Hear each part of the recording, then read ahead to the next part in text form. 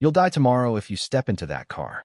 The voice was faint, barely audible over the hum of Manhattan's evening rush, yet it sliced through the noise like a knife. James Caldwell froze, his polished loafer hovering just above the curb where his sleek Bentley purred, its rear door held open by a valet. He turned, irritation flickering across his face, and looked down. She was a scrawny girl, no older than 9, drowning in a faded hoodie and worn sneakers. Her eyes, though too old for her face, held a weight that made his stomach twist. "Who are you?" James asked, smoothing his tailored overcoat with a practiced flick. The girl didn't blink. "You'll die tomorrow if you get in that car," she repeated, her voice steady, like she was reciting a fact. He forced a laugh, the kind honed in corporate boardrooms, and reached for his wallet. "Cute trick, kid. Looking for a buck?" He dangled a crumpled dollar bill, but she didn't move. "I'm not here for money," she said softly. "My name's Lily Harper." James's smile faded. Something about her refusal or calm unsettled him. He waved off the curious stares from passers-by and climbed into the Bentley, slamming the door. "Drive," he told the chauffeur, already scrolling through emails. But as the car merged into traffic, Lily's words clung to him like damp air. Halfway through the Midtown Tunnel, the brakes screeched. James lurched forward, his seatbelt biting into his chest. A semi-truck roared past, its massive frame missing the Bentley by inches. Horns blared. The driver, pale, glanced back. "You okay, sir?" James didn't answer. His hands trembled. "You'll die tomorrow." Coincidence, he told himself. Just a fluke. But the words burned louder now. Back at his Central Park penthouse, James poured a scotch and stared at the skyline. His phone buzzed a security alert from Tom, his head of protection. "New threat, sir. High priority." The encrypted file detailed a syndicate targeting James, motivated by revenge. Precise. Personal. He downed his drink. Not his security team, not the feds, but a street kid had warned him first. He tapped his wristcom. "Sarah," he said to his assistant of 10 years, "find a girl named Lily Harper, about 9, homeless. She spoke to me outside the conference hall. Use cameras, anything." Sarah's voice was crisp. "Yes, sir. Anything else? Just find her," he snapped, ending the call. He didn't believe in fate, but tonight, he believed in Lily. The next morning, James woke at 5:42 a.m., sweat-soaked. Lily's voice echoed in his head. He paced his penthouse, the silence oppressive. By 7:30, he stood in the Midtown Tunnel, staring at the skid marks where his car had stopped. His investigator, Mike, shook his head. The truck driver had a stroke. Died on impact. No tampering, but the timing's eerie. James's gut churned. Inches from death. At his office, focus eluded him. Emails blurred. Meetings were canceled. Sarah reported no trace of Lily in any system, no birth certificate, no records. "She's a ghost," Sarah said. James snapped. "She's real." He ordered security logs from the past 48 hours. Something was unraveling. That evening, he cruised past 9th Avenue, spotting a flash of Lily's maroon hoodie in an alley. "Stop," he barked, leaping out.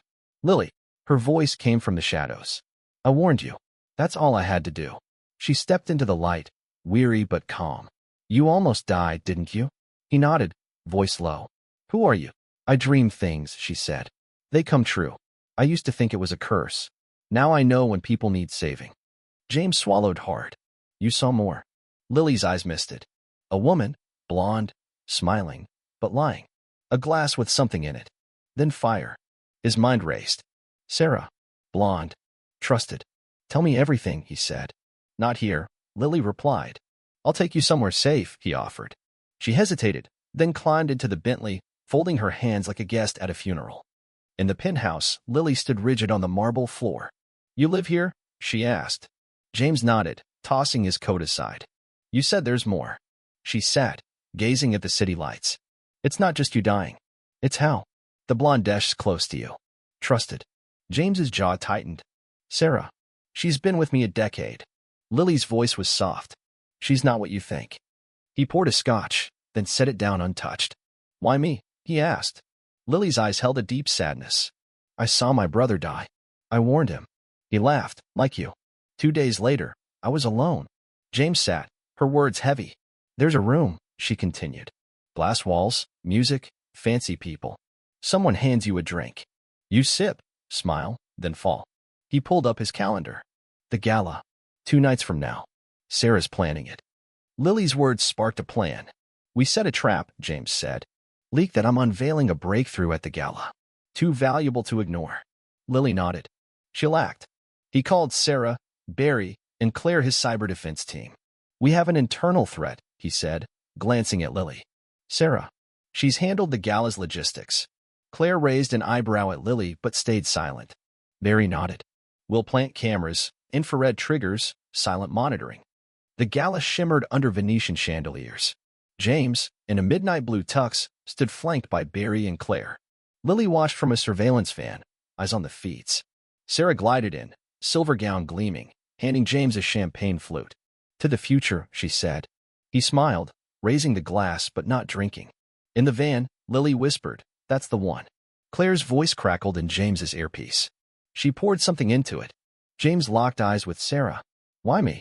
Her smile froze. You think I'd hurt you? I know you did, he said, setting the glass down. We have footage. Sarah's face hardened. You're blind, James. You built your empire on lies. Barry cuffed her. Tell it to the judge. Murmurs rippled through the crowd as she was led away. Back at the penthouse, Lily sat with a worn paperback. You believed me, she said. James nodded. She used a compound for cardiac arrest. Untraceable in hours. Lily's eyes were clear. This isn't over. He exhaled. No, it's just begun. The next morning, Barry revealed Sarah's encrypted messages linked to Victor Hayes, CEO of Apex Dynamics. He's behind Project Phantom, Claire said. A banned AI for market manipulation and blackmail. James's jaw tightened. Sarah fed him my data. Lily's voice was low. He's after what you represent. They tracked Phantom to a Newark warehouse. Lily's dream described it. Concrete floors, crates, a red triangle logo. That's Apex, James said. 2 nights later, they infiltrated the site. Lily guided them through shadows to a biometric locked container. Inside was Phantom's core. As they scanned it, guards returned. Run, James shouted, grabbing Lily. Bullets grazed metal as they fled on a drone, escaping into the night. Back in the van, Lily whispered, I saw Hayes. He was smiling. He has another copy. James's face darkened. The war was deeper than they thought. With federal help, they raided Apex's second site in Bayonne. Lily's vision mapped the dock. Cranes, dark water, a hazmat-suited figure with a gold cross pendant.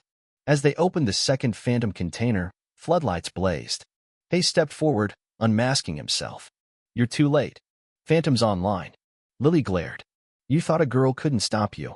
Federal agents swarmed, stopping a chopper carrying Phantom's third copy. James tackled Hayes, cuffing him. At the Department of Justice, James spoke at a press conference.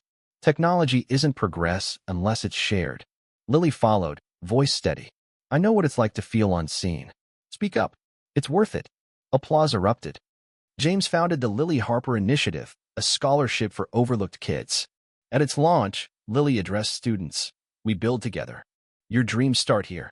A team gave a thumbs up. A mother cried. James whispered, you changed everything. That evening, they sat on the penthouse terrace, sipping chamomile tea. James handed Lily a silver pendant inscribed E Pluribus Unum. You're not alone, he said. She smiled, placing it around her neck. You changed, too. The ceremony for the initiative's first scholarships was vibrant.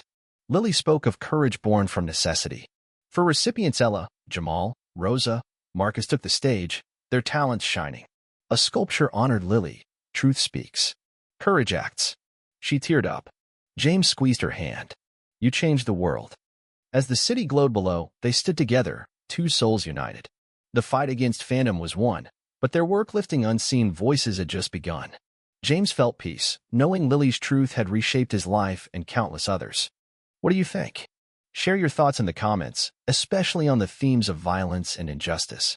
Where do you stand? Let's hear your perspective.